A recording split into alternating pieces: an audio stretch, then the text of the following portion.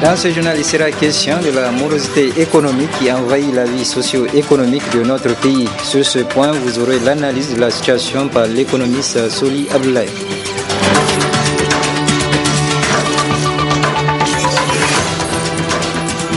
Ensuite, dans cette édition, nous parlerons aussi des candidats au pèlerinage à la Mecque qui ont été convoqués pour un premier départ à 3 heures du matin.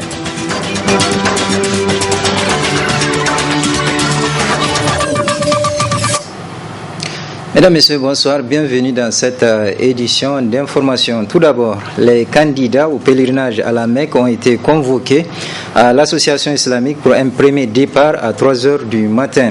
Un départ qui était attendu par les pèlerins depuis plusieurs jours. Ousmane Sidikou et Sadoumi pour le constat. Visage mi-figue mi-raisin, anxiété pour certains, sérénité feinte pour d'autres. Convoqués pour un dernier regroupement, ils sont tous candidats à l'édition 2016 du Hajj. C'est le remplissage des dernières formalités avant leur embarquement. La sensibilisation a été faite déjà au niveau des radios. Et au niveau des encadreurs, ils sont toujours en train de sensibiliser les pèlerins pour que ce premier vol-là aura lieu aujourd'hui. Ça a été annoncé et c'est tenu aujourd'hui. Les pèlerins sont là et ils vont constater que le premier vol va démarrer. En dépit de la lassitude, ces futurs pèlerins ne nourrissent qu'un seul espoir, l'accomplissement de ce 5e pilier de la religion musulmane. Et on n'a pas été stressé parce que dès le début, nous nous ont assuré et nous ont avancé la date du 26. Et nous constatons qu'il y a eu un décalage de 24 heures seulement, et indépendant de leur volonté. Et aujourd'hui, voilà, nous sommes convoqués où nous avons fait toutes les formalités depuis le matin et tout le monde a eu ses documents de voyage. Nous avons vérifié, tout est acquis.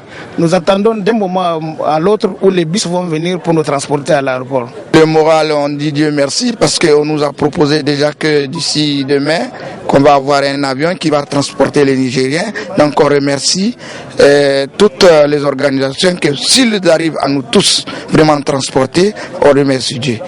On est tous prêts, tous les pèlerins qui sont ici, pour le premier vol de ces pèlerinages-là, on est prêt.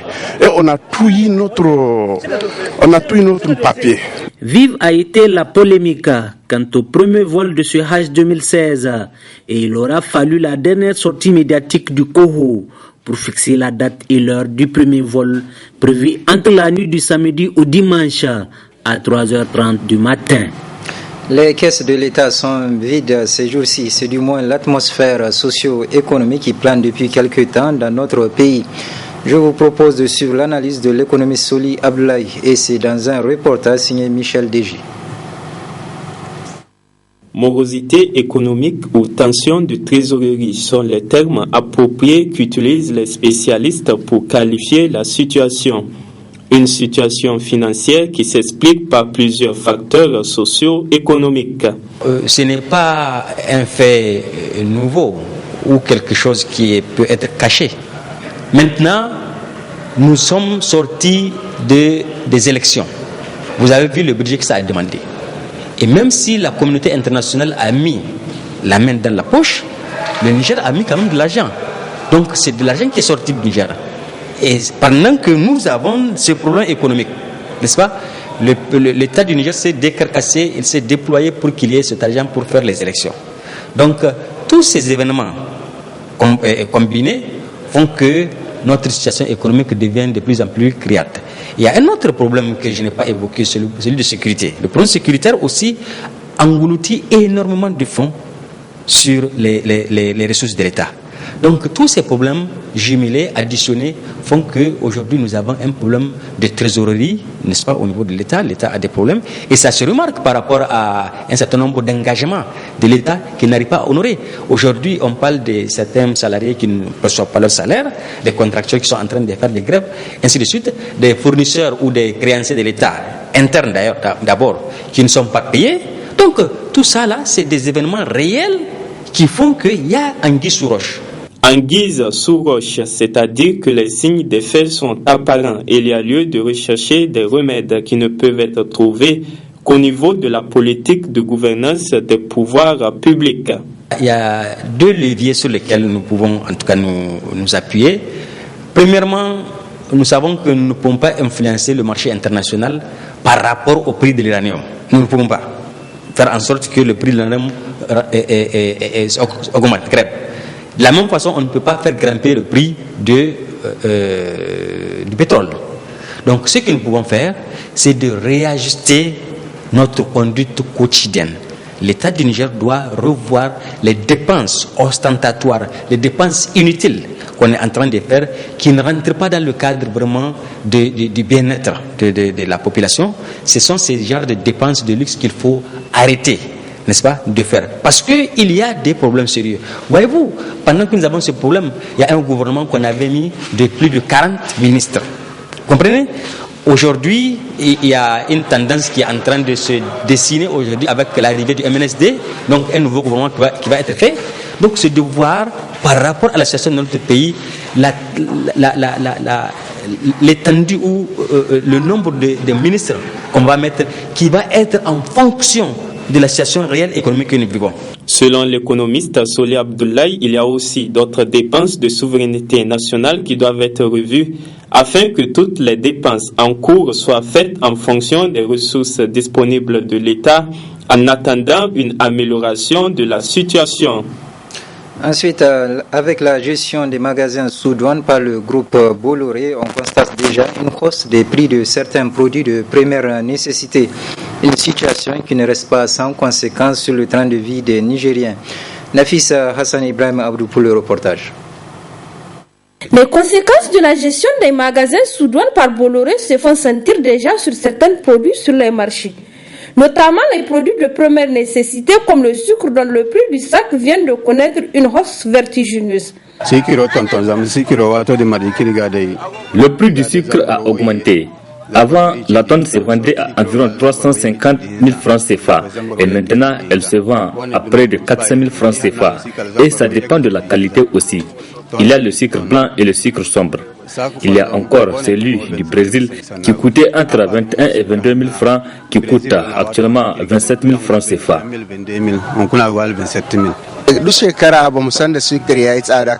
De toutes les années qui se sont succédées, on n'a jamais connu une telle hausse des prix du sucre sur le marché comme cette année. Le sac varie entre 27 à 29 000 francs CFA.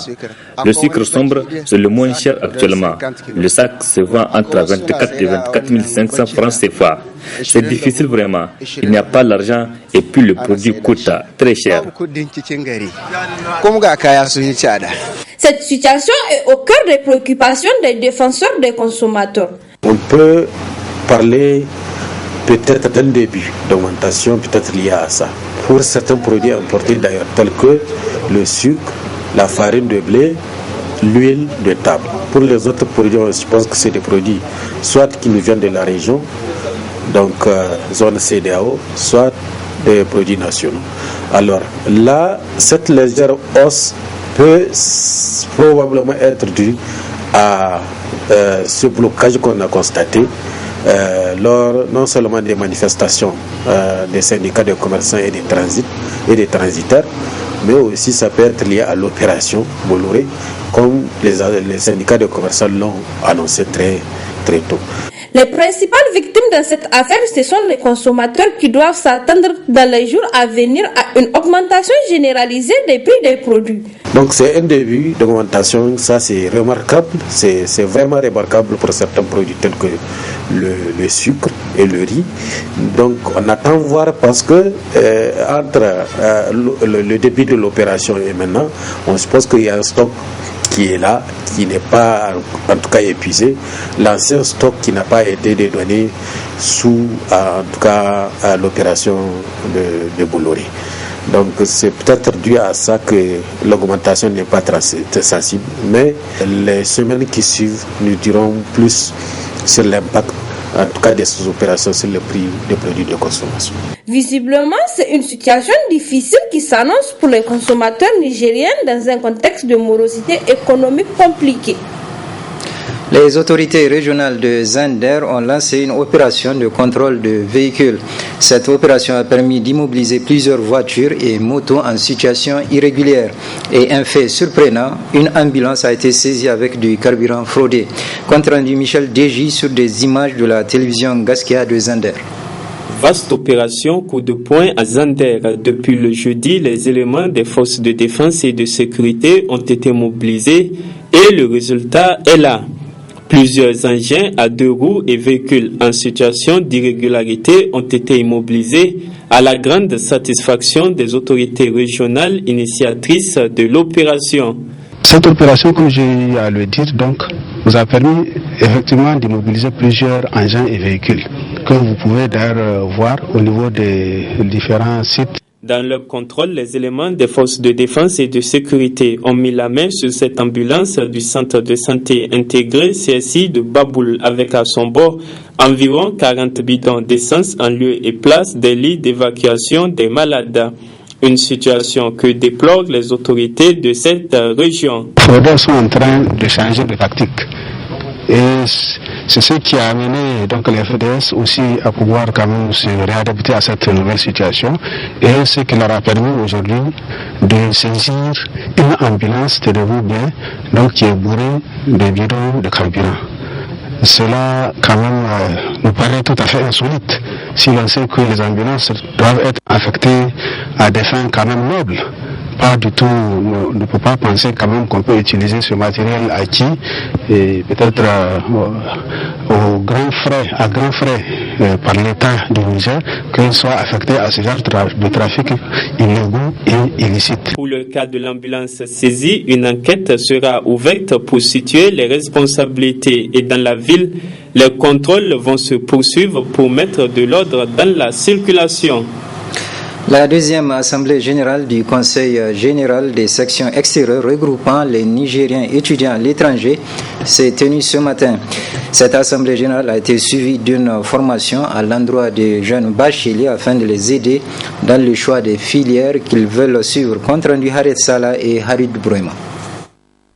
Discuter des problèmes socio-académiques, tel est l'objectif de cette deuxième assemblée générale du Conseil général des sections extérieures de la Côte d'Ivoire, du Bénin, du Maroc, du Burkina Faso, de la Chine, de l'Algérie et du Ghana. Cette assemblée générale est aussi un cadre de concertation pour un combat commun afin d'insuffler une nouvelle dynamique et explorer de nouveaux moyens de lutte. Les attentes sont énormes et les engagements pris par les autorités sont loin d'être honorés. Comment comprendre qu'un pays qui se respecte comme le nôtre manque à ses engagements vis-à-vis de ses partenaires académiques, laissant ses étudiants à la merci de l'humiliation et de l'exclusion? Nous osons espérer que cette Assemblée générale servira de cadre pour insuffler une nouvelle dynamique à notre Conseil des sections de l'extérieur en analysant la situation socio-académique de nos militantes et militants et en scrutant des nouveaux moyens de lutte. Le secrétaire général du comité directeur de l'USN a salué ce cadre de concertation avant de leur donner une assurance que leurs revendications seront défendues pour l'amélioration des conditions de vie et d'études des étudiants nigériens à l'extérieur.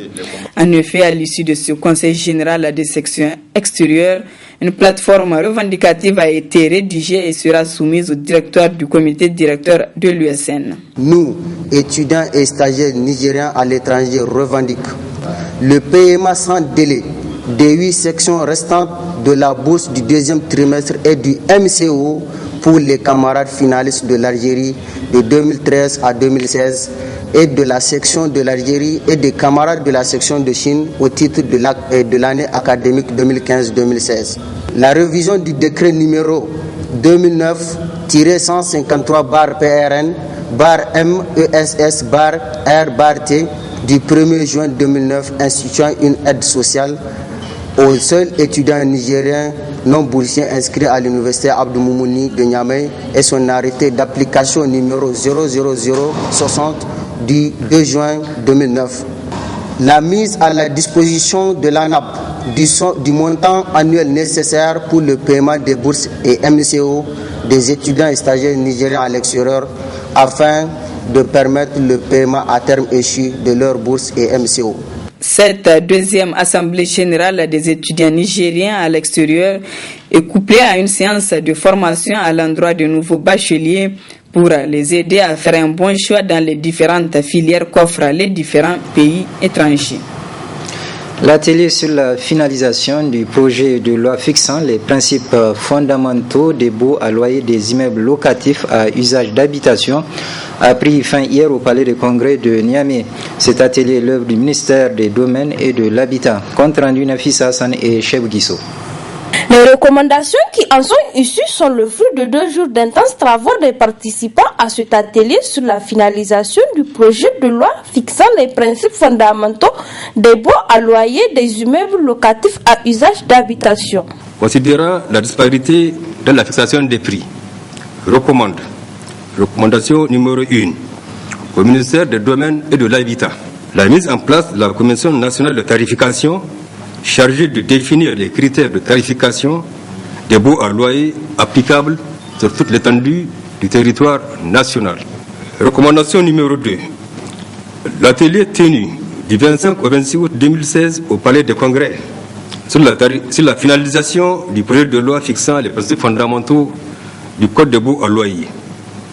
Considérant que le contrat de bail permet de sécuriser les rapports entre locataires et bailleurs, considérant que le contrat de bail permet aux services techniques d'établir des statistiques fiables en matière de logement locatif, considérant que le contrat de bail permet aux services fiscaux d'améliorer les recettes fiscales en matière foncière, recommande au ministère des Domaines et de l'Habitat la finalisation dans les meilleurs délais du contrat de bail type et de le mettre à la disposition de tous les acteurs concernés, notamment les autorités coutumières, les notaires, les huissiers de justice, les greffiers.